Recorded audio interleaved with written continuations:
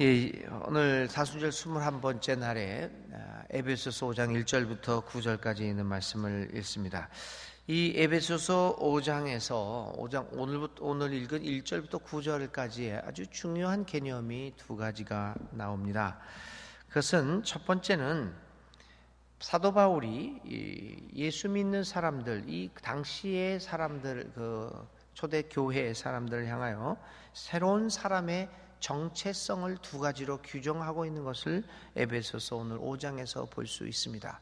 첫 번째는 하나님의 사랑을 받는 자녀다. 1절부터 5절까지 있는 말씀이죠.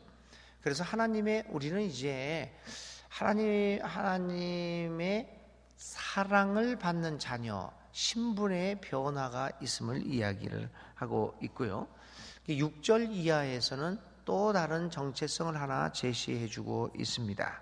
그것은 빛의 자녀라고 하는 내용입니다. 그래서 이러한 정체성을 바탕으로 해서 이런 하나님의 사랑을 받는 자녀, 그리고 빛의 자녀라고 하는 두 가지 정체성을 바탕으로 해서 이 사도 바울은 10절 5장 전체를 통하여 새로운 사람이 살아가는 방법이 무엇이냐, 새로운 사람의 삶의 스타일이 무엇이냐를 이렇게 이야기를 하고 있습니다. 먼저 1절에서 하나님의 사랑을 받는 자녀라고 바울은 주장합니다. 하나님의 자녀다. 이 개념이 여러분 오늘 우리들에게는 그렇게 생소한 개념이 아닙니다.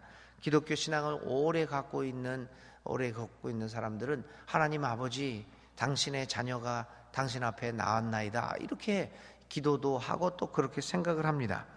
굉장히 평범한 생각이라고 이렇게 우리는 하고 있는데요. 당시의 종교 상황에서 신을 아버지라고 부르고 그리고 인간을 자녀라고, 신의 자녀라고 말하는 것은 아주 혁명적인 생각이었다고 하는 것입니다. 그래서 예수님의 지난번에도 말씀을 드렸던 것 같은데요. 우리가 하나님을 믿습니다. 그런데 여러분 어떤 하나님을 믿습니까? 이게 이제 중요한 거죠. 우리가 전지한 하나님을 믿고 전능한 하나님을 믿고 또 이러한 하나님을 믿고 저런 하나님을 믿다고 다 신앙 고백을 합니다. 그런데 그건 우리만 고백을 합니까? 아닙니다, 여러분. 신의 이름은 달라지만 이슬람에서도 그러고 또 다른 종교에서도 그 종교가 여러 가지가 있을 수 있겠지만요. 다 그런 하나님을 다 부릅니다. 이름은 다릅니다.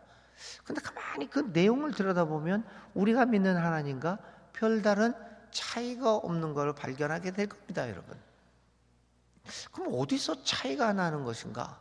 도대체 우리가 믿는 하나님은 어떤 하나님인가? 라고 하는 질문이 생겨납니다. 그 질문은 간단합니다. 거기에 대한 답변은 간단합니다. 우리가 믿는 하나님은 성경에 나타나는 하나님이고 예수님의 하나님, 예수님이 하나님 아버지라고 불렀던 그 하나님을 얘기합니다. 그래서 예수님과 성경을 통하여 예수님이 체험한, 예수님이 만나신, 예수님이 우리에게 가르쳐 주신 하나님이 누구인가를 우리는 밝히 보고자 하는 것이죠. 그래서 성경과 예수님으로부터 출발해서 하나님의 전능하심이 해석이 되는 겁니다. 하나님의 함께 하심이 해석이 되는 겁니다. 그래서 그 예수님이 우리에게 가져온 혁명적인 생각은 바로 그것이었습니다. 너희는 자녀다. 하나님은 너희의 아버지고 아빠지고 우리는 너희들은 하나님의 자녀다라고 하는 사실입니다. 그것도 그냥 이런 자녀가 아니라 사랑받는 자녀라고 하는 겁니다. 크게 일반적인 신이라고 하는 개념에서 우리의 성경과 예수님의 하나님이 구별되는 순간입니다. 이렇게 하나님의 사랑받는 자녀가 되면 근본적인 관계들이 변화가 됩니다. 하나님을 두려워하던 마음에서 하나님을 존경하는 마음으로 변합니다. 우리가 하나님을 조심스럽게 대합니다. 어느 종교에서도 자신이 믿는 신을 이렇게 조심스럽게 대하죠. 신을 함부로 대하는 종교인들이 어디 있겠습니까? 다 조심스럽게 대합니다. 왜? 공포가 있기 때문에요. 두렵기 때문에. 나를 죽일 수도 있고 살릴 수도 있기 때문에 조심스러워합니다. 그러나 그 조심스러움은 두려움에 의한 겁니다. 공포에 젖었었어요. 그러나 이제 하나님의 사랑받는 자녀의 관계로 변했으니 이제 우리는 두려움으로 하나님을 조심스럽게 대하는 것이 아니라 존경하게 됩니다. 존중하게 됩니다.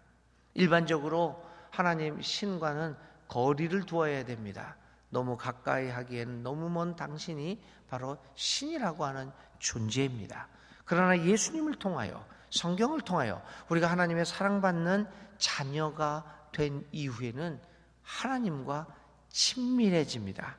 마음을 나누는 사이가 된다고 하는 것이죠. 얼마나 중요한 삶의 모습의 변화, 정체성의 변화가 아닐 수 없습니다. 전에는 하나님과 이 신과 인간의 관계가 일방적이었습니다. 신은 계속해서 다스림만 합니다. 통치만 하고 압박하고 강제하고 억압합니다. 일방적이었습니다. 거기에 따라서 우리는 복종하고 불종하고 그냥 의무만 다합니다. 그런데 우리가 하나님의 사랑하는 자녀의 관계로 변하고 나서는 그 인간과 신의 관계가 일방적이 아니라 쌍방적이 됩니다. 하나님이 우리를 위하여 저 위에서 있다가 하늘의 자리에서 하나님의 자리에 있다가 내려옵니다. 우리를 위해서 일을 하십니다. 우리는 거기에 감격하여 하나님 앞에 응답합니다. 나만 하나님에게 의무를, 인간만 하나님에게 의무를 가진 게 아닙니다. 이제는 하나님이 우리가 당신의 사랑하는 자녀기에 그 하나님이신 그분이 우리에게 의무를 갖습니다. 이게 여러분들 이해하기 힘든 말이죠.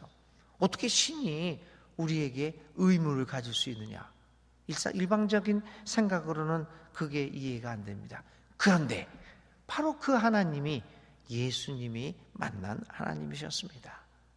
예수님이 우리에게 가르쳐 주신 하나님이죠. 그래서 이 일방적인 관계에서 쌍방적인 관계로 가게 됩니다. 종교적 의무도 종교적 관계도 변화가 되죠. 지금까지는 무조건 우리가 하는 일들을 희생이라고 생각을 했습니다. 그런데 하나님과의 사랑하는 자녀의 관계가 돼서는 그 관계가 드림과 나눔의 관계로 변하게 되죠. 우리가 희생하는 것과 내가 여러 사람들에게 드리는 것하고는 그 의미가 굉장히 달라짐을 느끼게 됩니다. 하나님께 신에게 맹종하는 우리들이 이제는 맹종이 아니라 따름과 닮음이 됩니다. 이게 정말 놀라운 관계의 변화입니다. 가장 의무적으로 저 안 하면은 그 나에게 천벌이 내릴 것 같아서 그렇게 맹종하던 그런 사이에서 이제는 따름과 닮음이 됩니다.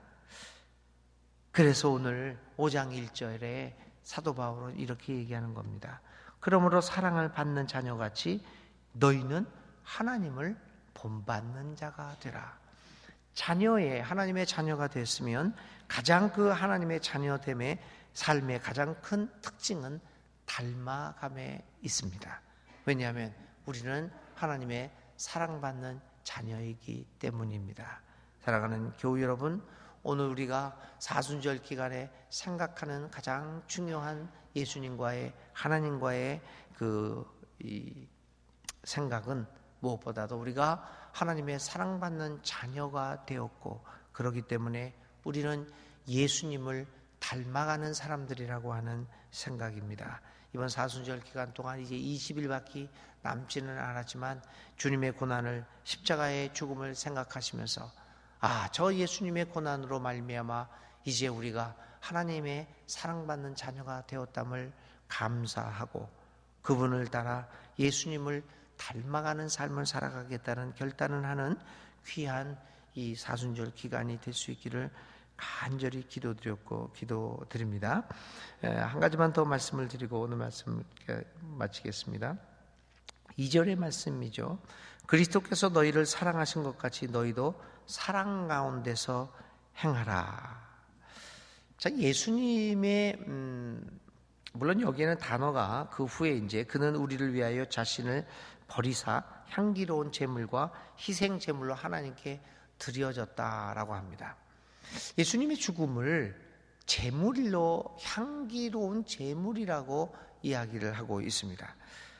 그런데 여러분, 바로 그것을 오늘 향기로운 그러니까 그 예수님의 드림을 향기롭다라고 표현하고 있는 것에 우리는 유의해야 합니다. 근데 예물이 향기로울 수가 있을까요? 당시 이스라엘 사람들에게 제사를 드린다, 번제를 드린다라고 하는 것은 모든 것을 태워버리는 겁니다. 짐승의 사체들을 여기다가 태워버리는 겁니다. 전해지는 바에 의하면 그 번제단 가까이 가면 냄새가 말도 못하게 고약했다고 합니다. 그렇지 않겠습니까? 거기에 그 피 냄새며 그 동물 시체들이 다 그 태우고 찌꺼기들이 있고 얼마나 지저분하고 그 냄새가, 그 태우는 냄새가 어떻게 향기로울 수 있었을까요?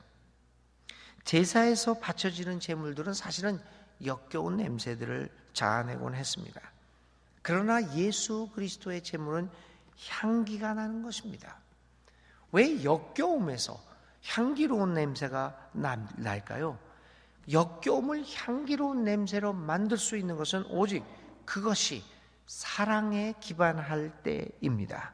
그래서 그리스도께서 너희를 사랑하신 것 같이 너희도 사랑 가운데서 행하라. 예수님의 그 십자가를 보면서 우리는 그것을 발견하죠. 우리를 향한 사랑을 발견하고 그 사랑으로 인하여 역겨움이 향기로운 향수로 변하게 된다는 사실을 우리는 깨닫게 됩니다. 사랑하는 교우 여러분, 사순절 기간 동안에 우리가 예수님의 십자가를 바라보면서 묵상하는 것은, 성찰하는 것은 바로 이것입니다. 그렇구나, 예수님의 십자가는 사랑의 십자가구나. 그 십자가의 고난이 결국은 우리 삶의 여러 가지 역겨움을 향기로운 냄새로 만들어가는 것이구나 라고 하는 것입니다. 사랑을 기반으로 하지 않는 그 어떤 희생도 결국 우리들 사이에서는 분열과 갈등의 역겨움을 만들어낼 것입니다.